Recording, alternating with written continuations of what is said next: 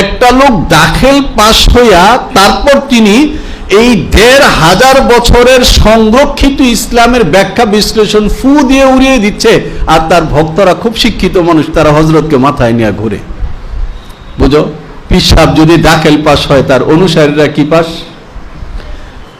মাওলানা সৈয়দ আবুল আলা মওদুদী সাহেব তিনি করেছেন কি? তিনি একই সঙ্গে অনেকগুলো করেছেন। আমাদের ওস্তাদ মাওলানা নূর আলম খলিল আল আমিনী বলেন, মুসলমানদের ইতিহাসে যত বাতিল ফেরকা পাওয়া যায় সবগুলোকে পিষে সুন্দর করে একটা বড়ি বানিয়েছে, সেই বড়িটার নাম হলো আল মওদুদিয়া। সব কিছু একসঙ্গে একেবারে এমন ভাবে পেশানো যে একটাকে আরেকটা থেকে আলাদা করা যায় না। একেবারে আম্বিয়ায়ে কেরামকে পর্যন্ত ছাড়েন নাই, আম্বিয়ায়ে কেরামকে তিনি মাসুম মানেন নাই। তো শিয়ারা হলো তাদের ইমামদেরকে পর্যন্ত মাসুম মানে না, এটা যেমন গুমরাহি, আবার আম্বিয়ায়ে কেরামকে মাসুম না মানা এটা কি আরেকটা গুমরাহি। এটাকে মাওলানা মওদুদী সাহেব যে সাহাবায়ে কেরাম রাদিয়াল্লাহু তাআলা আনহুম আজমাইনকে আল্লাহ জাল্লা জালালুহু ঈমানের আইডল বানিয়েছেন, ওয়া ইযা কিলা লাহুম আমিনু কামা আমানান নাস ওয়ালাউ আন্নাহুম আমানু বিমিসলি মা আমানতুম বিহি। উনি নিজে এক পরিভাষা প্রসব করেছেন, মেয়ারে হক। এই মেয়ারে হক কথা কোরআন হাদিসের কোনো জায়গায় নাই, এটা তুমি কোত্থেকে আনলা? কোরআন বলেছে সাহাবায়ে কেরাম হলো ঈমানের মানদণ্ড, ঈমানের মাপকাঠি। তোমার ঈমান যদি কোন সাহাবীর ঈমানের মতো হয় তাহলে ফাকাদ ইহতাদা, তুমি হেদায়েত ইয়াফতা। আর তোমার ঈমান যদি কোনো না কোনো সাহাবীর সঙ্গে না মিলে তাহলে তোমার ঈমান আউট। কোরআন বলেছে এটা। মাওলানা মওদুদী সাহেব সাহাবায়ে কেরাম রাদিয়াল্লাহু তাআলা আনহুমকে একেবারে ধরে ধরে হামলা করেছেন। তার এই এক সমস্যা। শুরুতে একটা কথা বলেছি, যে সমস্ত ইসলামের মৌলিক বিষয় অকাট্য দলিল দ্বারা প্রমাণিত, ওটা সরাসরি অস্বীকার করলে যেমন ঈমান থাকে না, যে ব্যাখ্যা উম্মতের মধ্যে একেবারে শুরুকাল থেকে এ পর্যন্ত মুতাওয়াতির ভাবে সংরক্ষিত, কেউ যদি ওই ব্যাখ্যাকে অস্বীকার করে তারও ঈমান থাকে না। উদাহরণ কি দিয়েছিলাম? যেমন ইলাহ, মাবুদ, আল্লাহ না। এখন কেউ যদি বলে যে এর মেস্তাক আমি, তাহলে সে মুসলমান না। কেউ যদি বলে এর মেস্তাক আমি না, হযরত আলী, তাইলেও সে মুসলমান না। কেউ যদি বলে যে না, লা ইলাহা ইল্লাল্লাহ বলতে আলীও না, আমিও না, মুহাম্মদ সাল্লাল্লাহু আলাইহি ওয়াসাল্লাম, তাইলেও কি হবে না? মাওলানা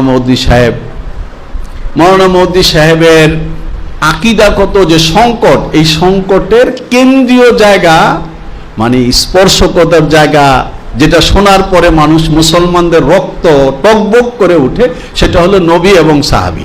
কিন্তু তার হামলার গোড়ার জায়গা এটা না, তার হামলার গোড়ার জায়গা হলো কোরআনে কারীম। এবং মাওলানা মওদুদী সাহেবের গুমরাহির কেন্দ্রীয় কিতাব হলো কোরআনে কারীম কি চার বুনিয়াদি ইস্তেলাহে। মাওলানা মওদুদী সাহেব সেখানে যে কথাটা দেখানোর এবং বোঝানোর চেষ্টা করেছেন, চারটা পরিভাষা। ইলাহ, রব, দ্বীন, ইবাদত। কি?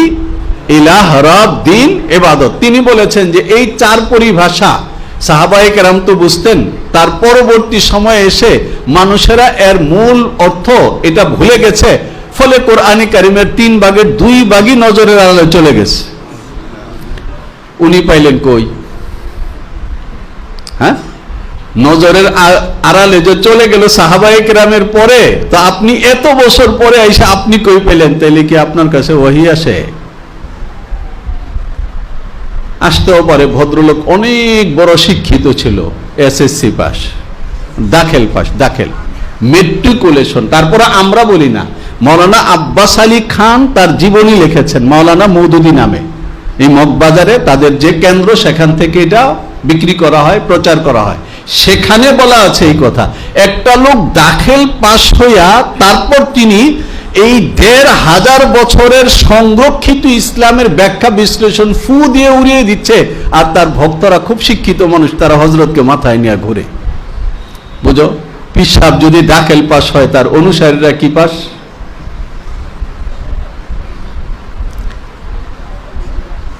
আজব রকমের ব্যাপার। যে একজন শিক্ষিত মানুষ কিভাবে এটা বুঝে। তার এই 4টা জায়গার মধ্যে সে যে হামলা করেছে এটা হলো সবচেয়ে ভয়ানক হামলা। সে বলেছে দিন, দিন অর্থ আমরা যে বুঝি দিন, এই দিন দিন না, আরো দিন আছে না, হ্যাঁ, এই দিন দিন না, সেই দিন কি, সেই দিন হলো রাষ্ট্র। দিন মানে কি, হ্যাঁ, আন আকিমুদ্দিন মানে কি, রাষ্ট্র কায়েম করো। এমনকি আল্লাযীনা ইউকিমুনাস সালাত, তিনি বলেছেন নামাজ কায়েম করা, নামাজ পড়া না, নামাজ কায়েম করা মানে কি, যে সমাজে সবাইকে নামাজি বানাতে হবে। দাখিল পাশ হলে যা আর কি। আপনার এটা কে কইল? তোমরা যারা তাফসীর পড়েছো তারা জানো যে ইবনে আব্বাস বলেছেন, তাফসীরে আবি সাউদ, ইবনে কাসির সহ সব বিখ্যাত তাফসীরের মধ্যে আছে আকিমুস সালাহ আই আদুহা বিহুকুকিহা মিনাল ওয়াজিবাতি ওয়াস সুনান। সুন্নত, ওয়াজিব, রুকন সব সহকারে যথাযথভাবে নামাজ পড়া কি বলা হয়? একামাতে সালাহ। উনি বলেছেন যে এটা না, উনি বুঝছেন ভালো, আরো কিছু বুঝতে দাও। তো উনি বুঝতে বুঝতে এই জায়গাটায় শেষে এসছেন যে দিন মানে হলো রাষ্ট্র। তাহলে নামাজ, রোজা, হজ, যাকাত এগুলো কি? উনি বলেছেন ট্রেনিং। তাহলে আমরা যে নামাজ পড়ি, উনি বলেছেন যে ওনার খুতুবাত এটা পড়ে দেখো, হাকিকতে নামাজ যেখানে, সেখানে তিনি বলেছেন ইয়ে ট্রেনিং কোর্স হয়।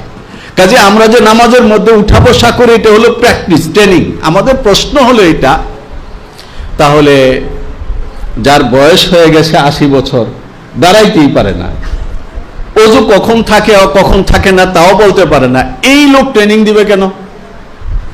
তাহলে বুড়া মানুষ নামাজ পড়ার দরকার আছে? হ্যাঁ, মহিলারা যুদ্ধে যাবে, তাহলে তারা কেন নামাজ পড়বে? হুজুর শেষ করে দিচ্ছে, বুঝে আসছে? হ্যাঁ, 30 না? ও, সুতরাং এই যে উনি ট্রেনিং বলতেছেন এটা বুঝে না। মুহাম্মাদুর রাসূলুল্লাহ সাল্লাল্লাহু আলাইহি ওয়াসাল্লাম সাহাবায়ে কেরামকে জিহাদের ময়দানে কাতারবদ্ধ করে দাঁড় করিয়ে তারপর তিনি নামাজে দাঁড়িয়ে গেছেন। তাহলে নিজের বাহিনীকে যুদ্ধের ময়দানে দাঁড় করিয়ে সিপাহ সালার যিনি প্রধান সেনাপতি, উনি গিয়ে ট্রেনিং করতেছেন নাকি? পাগলের মাথা খারাপ হলে যা হয়। তিনি বলতেছেন দিন মানে হলো স্ট্রেট। রাসূলুল্লাহ সাল্লাল্লাহু আলাইহি ওয়াসাল্লাম, তোমরা ওই যে বিখ্যাত হাদিসে জিবরাইল যেটা বলা হয় না, সেটা।